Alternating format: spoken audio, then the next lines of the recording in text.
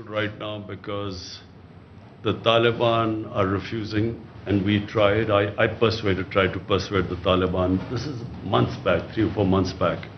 The Taliban senior leadership came here and we tried to persuade them to come to some sort of a political settlement.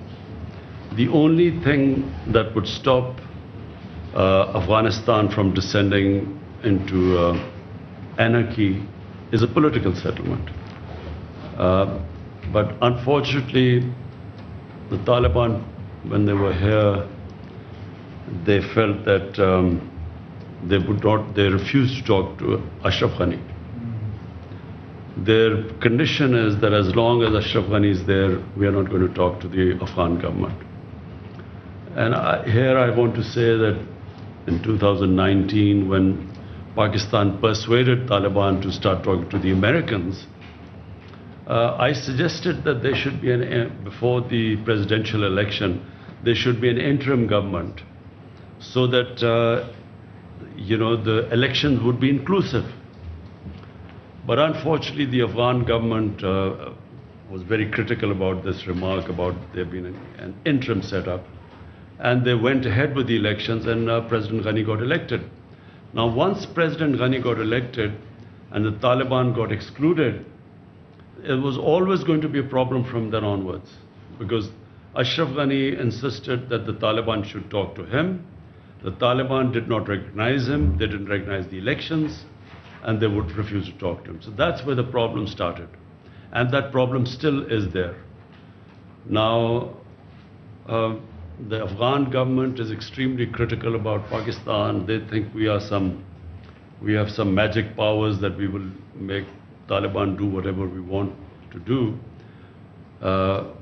They don't realize that that the Taliban, the moment the Americans started drawing down their troops, and especially when they gave an exit, from then onwards our leverage on Taliban was minuscule, diminished, because the Taliban thought they had won the war. They had won the war by not losing to the Americans. And in their mind that once the Americans left, then, then they had won. So to try and persuade them when a time was given for exiting Afghanistan by Americans, it became extremely difficult to try and persuade them.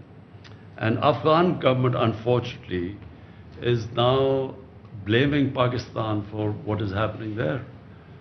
They somehow think that Pakistan has supernatural powers. We are a superpower plus, which can, which has such power that 70,000 Taliban can take on 300,000 Afghan government troops with aircrafts and with modern weapons, and somehow, we have that power to make them win. So the Afghan government, and the other reason is Afghan government, I think, right now from what I can see, they are blaming Pakistan, as well as they are now trying everything to somehow get the Americans back into Afghanistan. The whole posturing right now is that they're blaming the Americans for this debacle, Pakistan and the Americans. And they are trying to somehow persuade the Americans to actually intervene. And there are listeners in the American political system who are listening to the Taliban and using these things that women are at risk, and all those who supported the NATO troops, they are at risk. And somehow they want the Americans to again intervene. But this is, they've been there for 20 years. What will they do now which they didn't do in 20 years? So so this is the situation right now. You asked me a question about us being worried. We are worried because the direct impact of this descending into a prolonged civil war, this is what we think will happen. It will be a prolonged, protracted civil war. And the country that will be most affected after Afghanistan will be Pakistan.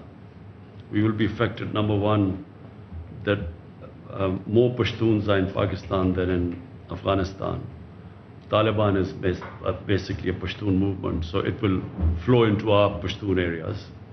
And it happened after 2003-4. It happened that our Pashtun areas reacted to what was happening in Afghanistan, and Pakistan lost 70,000 people in that because we supported the Americans. And so there's a likelihood that again in our Pashtun areas we will have problems. So that's number one. And then having lost 70,000 people and over $100 billion lost to the economy, half of our tribal area people were internally displaced. About 3 million people were internally displaced. So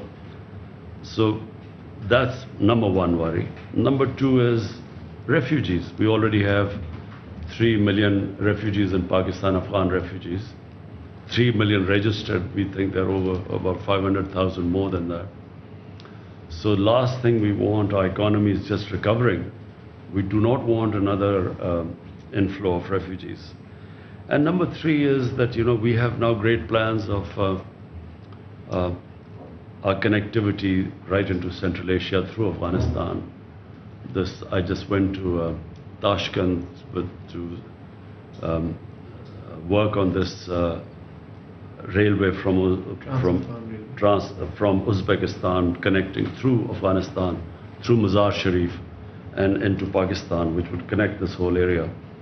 So this is our future, it's geoeconomics. And we are worried that if there is a civil war in Afghanistan, this whole economic agenda of connectivity with Central Asia goes out of the window. So that's our worry. Sir, in case of the Taliban takeover of Kabul, what will be your government's policy? Will you close the border or cut relations with Afghanistan?